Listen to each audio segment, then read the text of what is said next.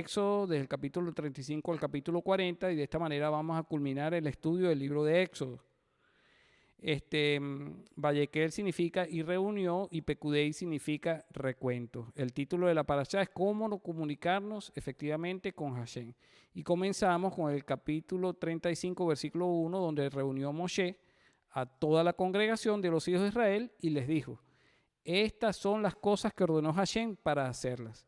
Y esta es la segunda vez que Moshe baja del monte Sinaí. La primera vez que sube al monte Sinaí recibe las instrucciones de los Mishpatim, mandamientos de justicia, y recibe las instrucciones con respecto a la construcción del tabernáculo, recibe las instrucciones de cada uno de los elementos del tabernáculo, incluyendo las vestiduras sacerdotales.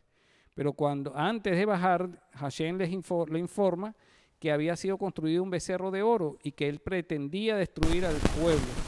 Pero Moshe intercede por el pueblo, da sus argumentos. Hashem se compromete en no destruir al pueblo, pero que dice que va a castigar al culpable. Cuando baja Moshe, rompe las tablas del pacto que tiene que ver con la muerte de Yeshua en su primera venida y destruye el becerro de oro, los hace polvo y hace que los hijos de Israel se lo beban. Llama a los que estén con Hashem. La tribu de Leví se pone de parte de Hashem y Moshe les da la instrucción de que maten a los que fueron más allá de lo permitido, porque no solamente que se hizo el becerro de oro, sino que se hicieron sacrificios y que se postraron delante del becerro. Esos 3,000 personas fueron muertas. Luego de esto, Moshe sube de nuevo por 40 días adicionales al monte Sinaí a pedirle perdón a Hashem por el pueblo de Israel, el cual después de Hashem acepta perdonar al pueblo, y Moshe entonces baja de nuevo con las segundas tablas. Y después que bajó con las segundas tablas, entonces sí reunió al pueblo para decirle lo que Hashem le había dicho la primera vez que había subido al monte Sinaí y algunas otras instrucciones adicionales que le dio cuando subió la segunda vez al monte Sinaí. Entonces, y cuando le va a decir todas las instrucciones del tabernáculo, antes de darle todas las instrucciones del tabernáculo, lo primero que le dice es reforzar el mandamiento del Shabbat. Lo dice en los versículos 2 y 3, durante 6 días se hará labor, mas el día séptimo será para ustedes santo, Shabbat de descanso para Hashem. Todo el que haga en él labor, que es melaquet, morirá. No prenderán fuego donde quiera que habitases en el día de Shabbat. Esta sentencia es sumamente ruda, pero tenemos que entender el espíritu del mandamiento.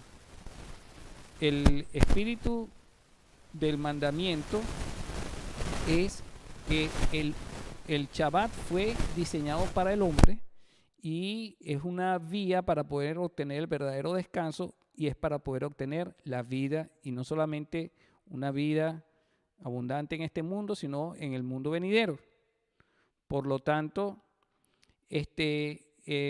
quien no desarrolle fe, confianza, dependencia en el Señor, no va a vivir. No va a vivir. Y el Shabbat es un medio importantísimo y fundamental que Hashem utiliza para que nosotros desarrollemos esa fe, esa confianza, esa dependencia en el Señor. Por lo tanto, nadie que no tenga esa fe, esa confianza, esa dependencia puede vivir. Es imposible que viva. Ahora, como yo lo he explicado muchas veces, todos los mandamientos del Señor están dirigidos a generar vida en nosotros, y Él entiende que tenemos necesidades de comer, de sustentarnos, y en algunas ocasiones prevalece la vida antes que el Shabbat, porque hay personas que requieren trabajar en Shabbat indispensablemente para poder vivir. Vamos a ver un poquito el tema del Shabbat desde el punto de vista del Nuevo Testamento. En el Evangelio de Juan, capítulo 5, versículo 9 al 13, dice: y aquel día era día de Shabbat. Por eso los judíos decían al que fue sanado: es día de Shabbat y no te es permitido cargar tu camilla. Pero él le respondió, el mismo que me sanó y me dijo, toma tu camilla y anda. Se consideraba que si tú no podías cargar algo por X distancia o por tal cantidad de peso, porque ya eso se consideraba una obra de trabajo. Toma tu camilla y anda. Le preguntaron, ¿quién es el hombre que te dijo toma tu camilla y anda? Pero el que había sido sanado no sabía quién era, porque Yeshua sigilosamente se había apartado de la multitud que estaba en aquel lugar. Después de esto, Yeshua lo halló en el templo y le dijo, mira, has sido sanado, no peques más para que no te suceda algo peor. El hombre se fue y dijo a los judíos que Yeshua era el que lo había sanado. A causa de esto, los judíos perseguían a Yeshua porque hacía estas cosas en el día de Shabbat. Pero él le respondió, hasta ahora mi padre trabaja y yo también trabajo. Entonces, por esta causa, los judíos aún más procuraban matarle, porque no solo violaba el día de Shabbat según su interpretación, sino que también llamaba a Dios su propio Padre, haciéndose igual a Dios. Y tenemos que entender o descifrar la aparente contradicción, porque bueno, ¿por qué Yeshua nos manda a reposar en Shabbat si Él está trabajando en Shabbat? Y no solamente Él, sino el Padre. ¿Cómo es eso?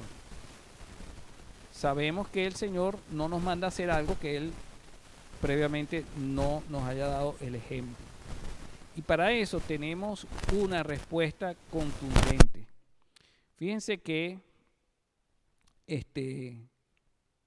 en el libro de Hebreos dice, capítulo 4, versículo 8 en adelante, porque si Yehoshua les hubiera dado reposo, Dios no habría hablado de otro día después de este. Queda por tanto un Shabbat sagrado para el pueblo de Dios, pues el que ha entrado en su reposo, él mismo ha reposado de sus obras como Dios reposó de las suyas. Entonces hay dos reposos sagrados, dos reposos sagrados. Vamos a seguir desarrollando la idea. En el Salmo 94 dice, porque 1000 años ante tus ojos son como el día de ayer que ya pasó y como una vigilia de la noche. Entonces hay un Shabbat, que es el Shabbat semanal de 7 días, y según lo que dice este Salmo, hay un Shabbat también que es milenial, cada 7000 años. Y el Salmo 92:1 dice que es un salmo compuesto, es una canción para el día de Shabbat. Así comienza el salmo. Con este preámbulo vamos a irnos a lo que dice la Torá oral. En el Talmud, Tratado Sanedrín 97b, dice así. Así como el año sabático abroga las deudas una vez cada 7 años, así también el mundo abroga su existencia típica durante 1000 años cada 7000 años.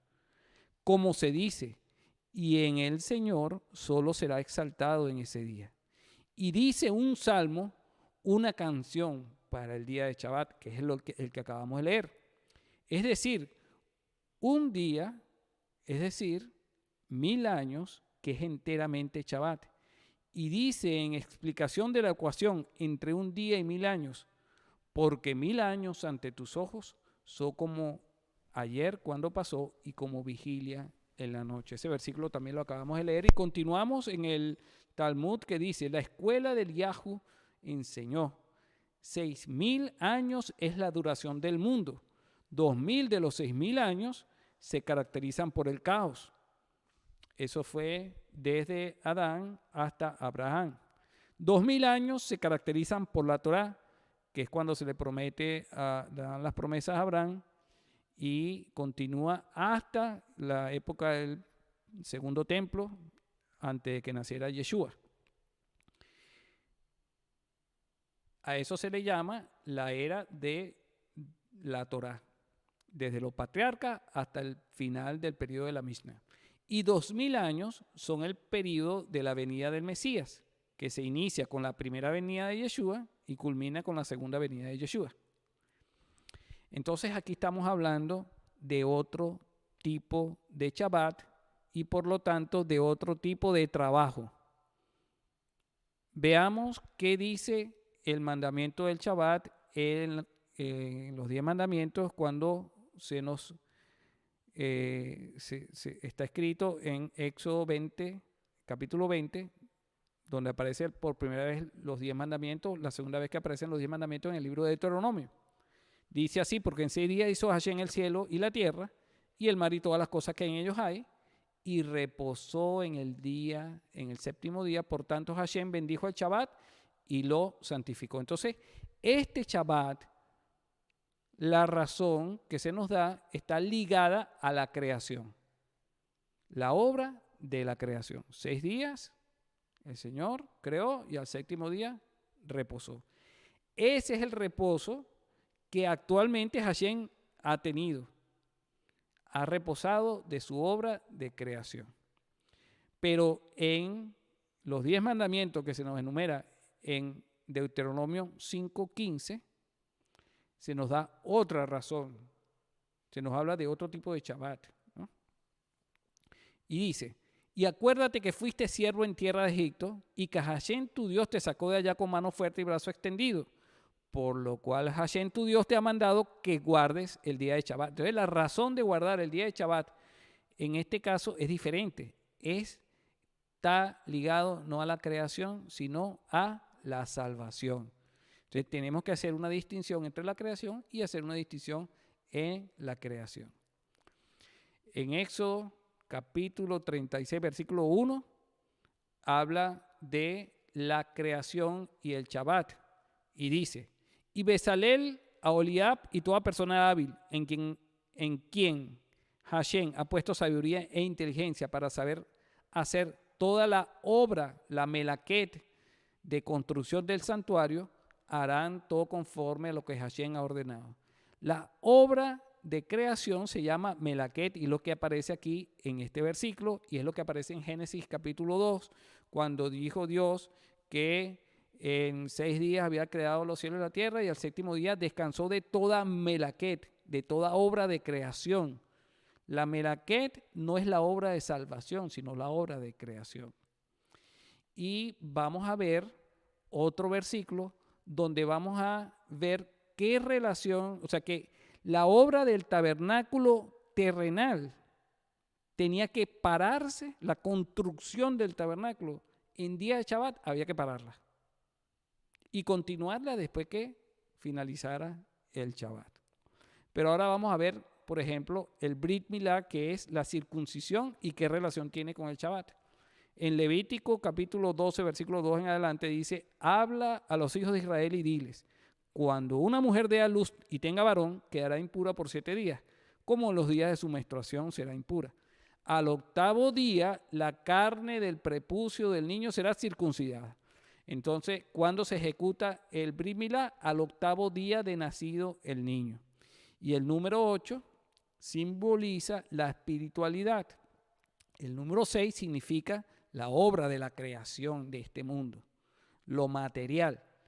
Pero el número 7 es lo que nos introduce al reposo, porque ya la obra ha sido culminada, para poder llevarnos a la espiritualidad, desapegarnos un poco de lo material para poder concentrarnos en lo espiritual. El número 8 está más allá de las leyes de la naturaleza. Y en el Brit Milá, en la circuncisión, se elimina una parte física de nuestro cuerpo como de manera simbólica para elevarnos por sobre nuestros propios deseos físicos. Miren en el Evangelio de Lucas, capítulo 1 y capítulo 2, que se nos dice sobre Juan el Bautista y sobre Yeshua HaMashiach. Lucas 1:59, y al 8º día vinieron para circuncidar al niño, y lo iban a llamar Zacarías, según el nombre de su padre. Pero luego Zacarías dijo no, que su nombre era Johanán, Juan. En Lucas 2:21 dice: cuando se cumplieron los 8 días para circuncidarle, le pusieron por nombre Yeshua, hablando de Yeshua, el nombre dado por el ángel antes de que él fuera concebido en el seno materno. Y aquí vamos a ver la relación que hay con el Shabbat. Fíjense que entonces el Brit Milá tiene que ver con una obra espiritual de salvación. Es un símbolo de la gracia que Dios nos ha dado. Y en Juan 7:22 dice, por eso Moshe os ha dado la circuncisión, no porque sea de Moshe, sino de los padres. Recuérdense que la circuncisión fue dada a Abraham, fue recibida la salvación por parte de Abraham y posteriormente se le dio la circuncisión física como una señal de la gracia. Y en el día de Shabbat circuncidáis al hombre. Entonces, en el Brit Milá es un trabajo, pero no es un trabajo de creación, no es un trabajo de construcción del tabernáculo. Es un trabajo de salvación. Por eso, la obra de construcción del tabernáculo se para en Shabbat, pero la obra de salvación que tiene que ver con la prédica del evangelio, con la gracia, no se para durante el Shabbat. Y a eso es lo que se refiere Yeshua cuando dice, mi Padre y yo trabajamos todavía. Ya no en la obra de creación de la cual ellos reposaron, sino en la obra de la salvación de su pueblo Israel. Bendito sea el Señor. Por eso en Ezequiel 45:17, hablando de los sacrificios y de su relación que tiene en Shabbat, dice, y al príncipe le corresponderá proveer los holocaustos, las ofrendas de cereal y las libaciones en las fiestas, en las lunas nuevas y en los días de Shabbat y en todas las fiestas señaladas de la casa de Israel. Él proveerá la ofrenda por el pecado, la ofrenda de cereal, el holocausto y las ofrendas de paz para hacer expiación por la casa de Israel. Entonces, el sacrificio de los animales es una obra, es un trabajo, pero en Shabbat no se para.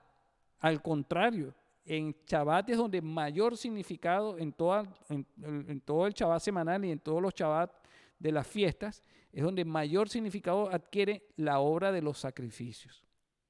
Ratificando de esta manera que Yeshua HaMashiach está trabajando junto con el Padre hoy en día en la obra de salvación de su pueblo Israel. Dice luego en el capítulo 38, donde ya está ubicada la segunda porción de la parashá, que es Pekudei, que significa cuentas o recuento. En el versículo 21 dice lo siguiente, pasando ya al siguiente punto. Estos son los recuentos del tabernáculo. El tabernáculo del testimonio, según fueron enumeradas, conforme al mandato de Moshe para el servicio de los levitas, bajo la dirección de Itamar, hijo del sacerdote Aarón. Entonces, fíjense, comenzamos con el Shabbat, que tiene que ver con el desarrollo de la fe, la confianza y la dependencia en Dios. Continuamos con el recuento del tabernáculo. Ya Moshe le había dicho que tenían que dar de corazón las ofrendas para la construcción del tabernáculo. Ya Moshe les había dicho qué cosas específicamente hacían falta. Moshe había dado las instrucciones con respecto al diseño del tabernáculo y los hijos de Israel habían hecho tal cual como Dios lo había pedido. Y de hecho, ofrendaron más de lo que se había pedido y Moshe tuvo que paralizar esas ofrendas, ¿no? Pero el Señor, cuando nos da su salvación, cuando nos ordena construir el tabernáculo, también nos va a pedir cuentas de lo que nosotros hicimos. Y lo que Él espera es que nosotros hayamos hecho tal cual como Él nos dijo. Ofrendas de corazón, los materiales que Él prescribió y el diseño que Él prescribió. Fíjense que en el capítulo 14 de Romanos se nos dice, pero tú, ¿por qué juzgas a tu hermano? O tú también, ¿por qué menosprecias a tu hermano? Porque todos compareceremos ante el tribunal de Cristo. Porque escrito está, vivo yo, dice Hashem, que ante mí toda rodilla se doblará y toda lengua confesará a Dios. De manera que cada uno de nosotros dará cuenta a Dios de sí mismo. Nosotros somos el verdadero Mishkan, el tabernáculo de Dios donde habita el Espíritu de Santidad. Y el Señor nos va a pedir cuentas a cada uno de nosotros para ver si construimos ese tabernáculo, si construimos esa relación con Dios, con los materiales y el diseño que el Señor nos dio, si fuimos fieles al respecto. Eso es extremadamente importante para que logremos el objetivo final, que es tener una comunicación efectiva con Hashem. Luego vemos en el capítulo 39, versículos 42 y 43, que hay una supervisión de la hechura del tabernáculo. Dice así: los hijos de Israel hicieron toda la obra conforme a todo lo que Hashem había ordenado a Moshe. Y Moshe examinó toda la obra, y aquí la habían llevado a cabo, tal como Hashem había ordenado. Así la habían hecho y Moshe los bendijo. Moshe representa la Torá. ¿Cómo nosotros vamos a saber si estamos siguiendo las instrucciones de Dios? Tenemos que aceptar la supervisión de la Torá como base primordial. No son las doctrinas humanas, no son las diferentes denominaciones religiosas las que nos van a dar la correcta supervisión de lo que nosotros estamos haciendo. Nosotros tenemos que confrontarnos con lo que dice la palabra de Dios.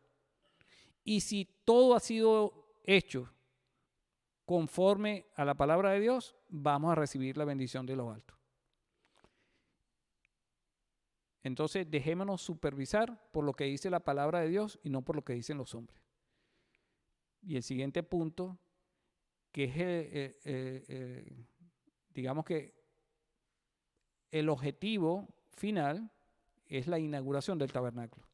Y para eso nos vamos a ir al capítulo 40, el último capítulo del libro de Shemot.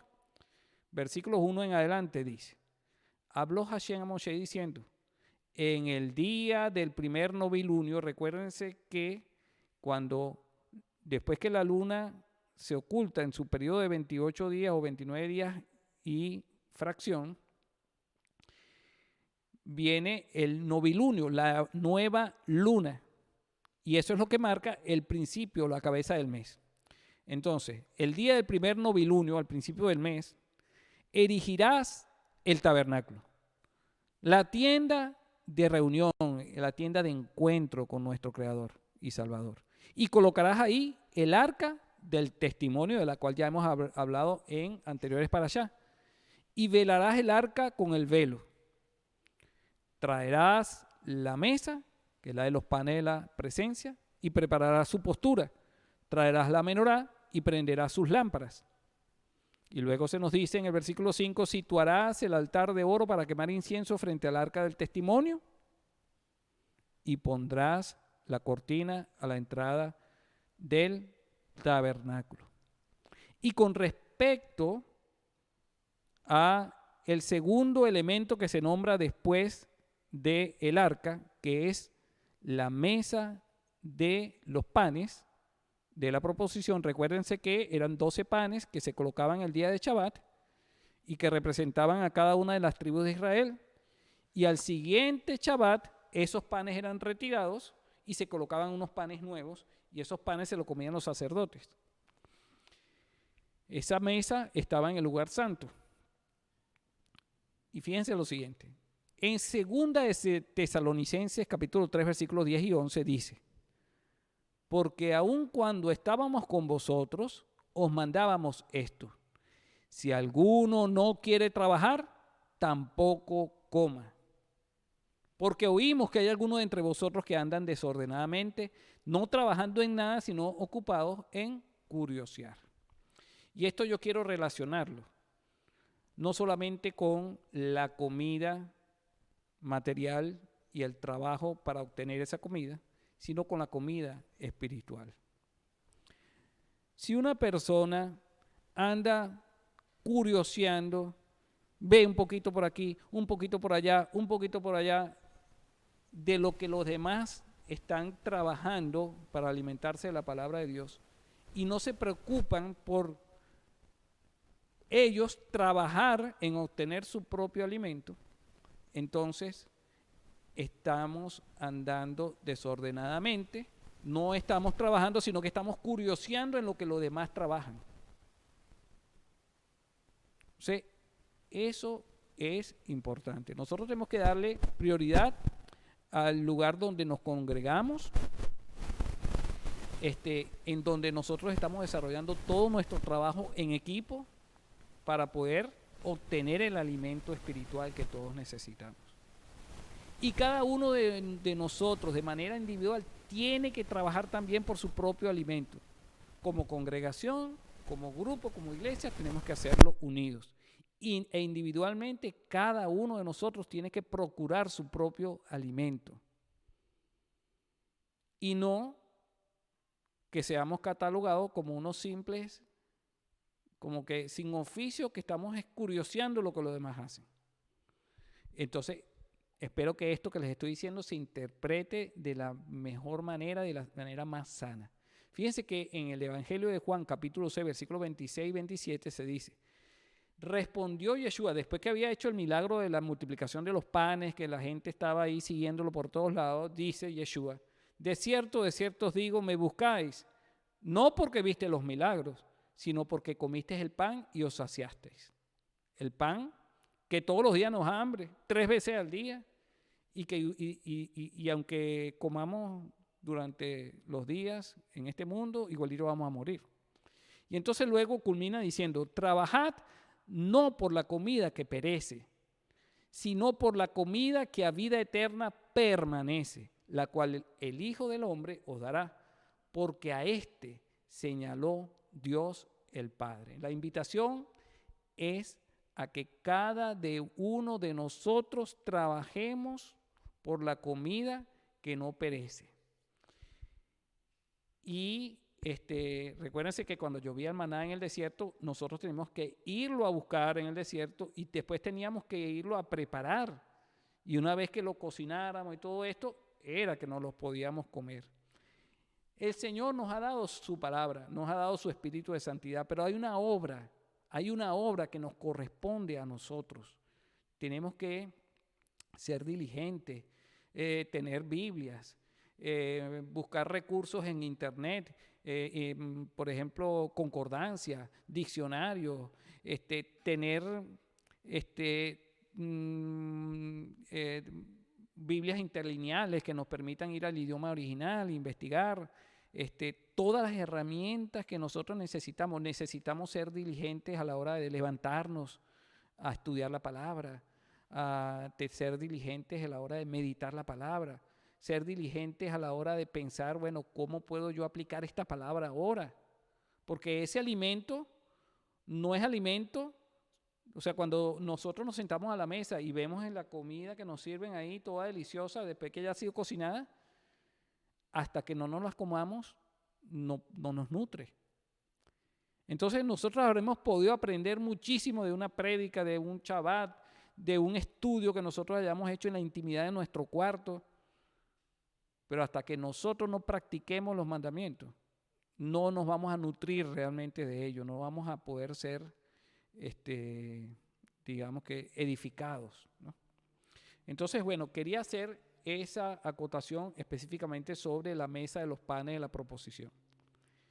Y fíjense que estos son algunos de los elementos principales que estaban en el tabernáculo. Número 1, el arca del testimonio, donde se asienta la misericordia de Dios, desde donde el Señor nos habla y de donde el Señor nos guía. Y hasta ahí queremos llegar nosotros. Pero para poder llegar ahí tenemos que pasar por el velo, que es la carne, el que representa la muerte de nuestro Señor. Tenemos que pasar por la mesa de los panes de la presencia, que es decir, tenemos que trabajar por el alimento, no curiosear, trabajar. Y tenemos que pasar antes de los panes de la presencia, tenemos que estar llenos del espíritu de santidad, que es el único que nos va a dar la revelación.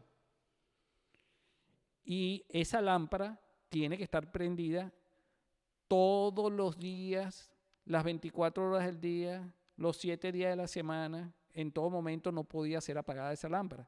Es decir, tenemos que andar en el espíritu, tenemos que tener el espíritu de Dios encendido en nuestros corazones todo el tiempo. Pero antes de eso tenemos que pasar por el altar del incienso. Y el altar del incienso habla de nuestras oraciones. Y esas oraciones tienen que estar alineadas con la verdad, es decir, con la palabra de Dios. Y antes de pasar por el altar del incienso, tenemos que ir, estando en la parte de afuera del tabernáculo, antes de entrar al lugar santo, tenemos que lavarnos las manos en el altar de cobre. Y ese altar de cobre estaba hecho con los espejos de las mujeres. Y mientras nos estamos lavando en el altar de cobre, estamos viéndonos en ese espejo. Y el agua representa la palabra de Dios. Nosotros no nos podemos ver a nuestras propias caras. Nosotros generalmente vemos las caras de los demás. Para poder ver nuestras propias caras tenemos que vernos en un espejo. Y tenemos el grave defecto de juzgar a todo el mundo porque le vemos la cara y los defectos a todo el mundo, pero no nos vemos nuestros propios defectos. Por lo tanto, para tener una comunicación efectiva con el Señor, tenemos que ir al altar de cobre, no a ver los defectos de los demás, sino a ver los defectos de nosotros mismos, porque cuando nosotros nos comparamos con los demás, creemos que eso es la mejor manera, al ver los defectos de los demás, de yo ser exaltado en mi propio orgullo, pero no es así. Porque todo el que se mira en el espejo de la palabra de Dios va a ver todos sus defectos y va a caer de rodillas ante el Señor en humildad, reconociendo sus errores y pidiendo al Señor que nos perdone y que nos limpie. Pero antes de pasar por el altar de cobre tenemos que pasar por el altar de los sacrificios. Nosotros nos levantamos en la mañana y tenemos que ofrecerle al Señor nuestra vida como un sacrificio vivo, santo, agradable al Señor. Tenemos que hacer sacrificios de alabanza, tenemos que hacer sacrificios de acción de gracias. Entonces hay todo un mecanismo que Dios nos ha dado para que tengamos una comunicación efectiva con Él. Y esa comunicación efectiva con Él se logra cuando llegamos al arca del testimonio, desde donde Él nos habla. Pero nosotros no podemos llegar al arca del testimonio saltándonos todos estos pasos. Es imposible y por eso mucha gente se frustra, ¿no? Hay gente que quiere llegar a tener esa comunicación con Dios, pero no quiere utilizar los materiales, no respeta el diseño que Dios nos da, no hace las cosas de corazón como el Señor requiere, y entonces es imposible poder obtener la respuesta que todos requerimos en el momento de la angustia, en el momento de la necesidad. No sabemos qué hacer. Y acudimos a otras personas para que sean que la hagan por nosotros. Y eso tampoco funciona así. Nos ayudamos cuando una persona tiene su animal de carga caído con su carga, nosotros nos acercamos a ayudarlo, pero no para hacerlo nosotros solos, mientras la otra persona se queda ahí esperando y descansando. Es hacerlo junto con la persona. Entonces nosotros que queremos tener una comunicación efectiva con el Señor y que estamos en necesidad, a veces no sabemos cómo hacer las cosas, a veces estamos un poco desconectados del Señor, acudimos en la ayuda de los miembros de la comunidad, pero para que nos ayudemos los unos a los otros, no para que nos quedemos sentados viendo mientras el otro recoge la carga que nosotros y los desastres que nosotros hemos hecho, ¿no? Entonces, cada uno de estos pasos están diseñados para que nosotros tengamos una comunicación efectiva con el Señor. Vamos a ver este pequeño video con algunos de estos elementos de los cuales hemos estado hablando.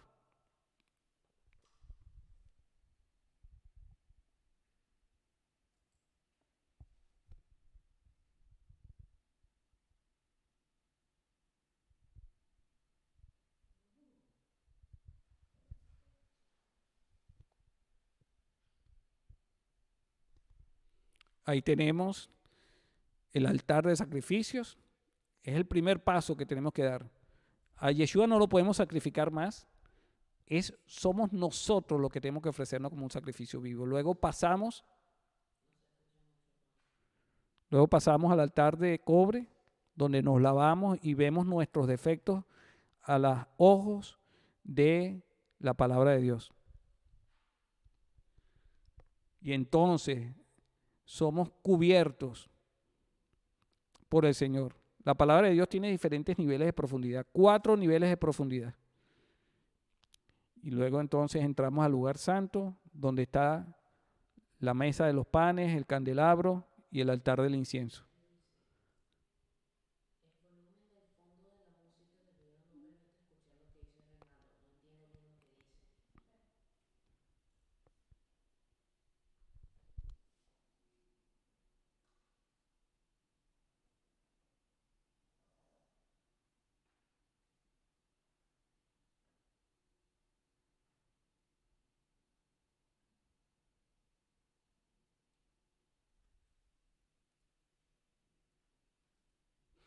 Ok, ahí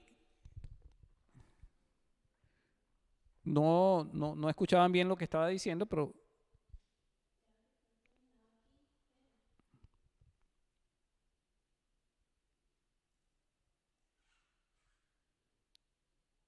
ok, no escuchaban bien lo que estaba diciendo, pero simplemente estaba haciendo un resumen de lo que ya les había hablado. Primero está el altar de sacrificios, donde nosotros ofrecemos nuestra vida, porque ya Yeshua se ofreció por nosotros. El altar de cobre, donde vemos nuestros defectos, pedimos perdón y le pedimos al Señor que nos limpie. Sin eso, no podemos entrar al lugar santo. En el lugar santo, trabajamos por el alimento que no perece, el alimento de vida eterna, para poder tener la revelación del Señor representado por la menorá. Y entonces vamos en oración al Señor y vamos a orar conforme a lo que dice la palabra del Señor, conforme a la voluntad de Dios, porque ya nos ha sido revelada y el Señor abre el velo para que entremos en el lugar santísimo y entonces podamos experimentar la gloria del Eterno y Él nos hable y nos dé guía. Y así finaliza el libro de Shemot en el capítulo 40, versículos 34 en adelante. Dice, cubrió cuando se inauguró el tabernáculo, después que se siguieron todos los pasos que el Señor había mandado. Entonces vino la nube a la tienda de reunión y la gloria de Hashem llenó el tabernáculo, llena nuestras vidas. No podía Moshe entrar en la tienda de reunión porque reposaba la nube sobre la misma y la gloria de Hashem llenó el tabernáculo. Cuando se elevaba la nube del tabernáculo, iniciaban la marcha los hijos de Israel en todas sus travesías. ¿Ven? Que esa es la única manera de recibir la guía del Señor. Nosotros todos los días tenemos una travesía en este mundo. Necesitamos esa guía.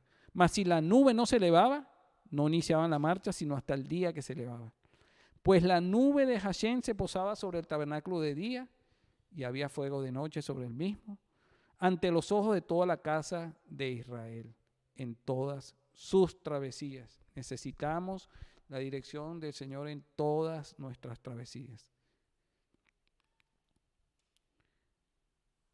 Que por medio de Yeshua HaMashiach edifiquemos una relación íntima con Hashem y así se manifieste su gloria en nuestras vidas, en este día y en todos los días, para que seamos guiados en el camino de retorno a casa y podamos tener una comunicación efectiva con nuestro Creador, con nuestro Salvador y con nuestro Proveedor. En el nombre de Yeshua, amén, amén y amén.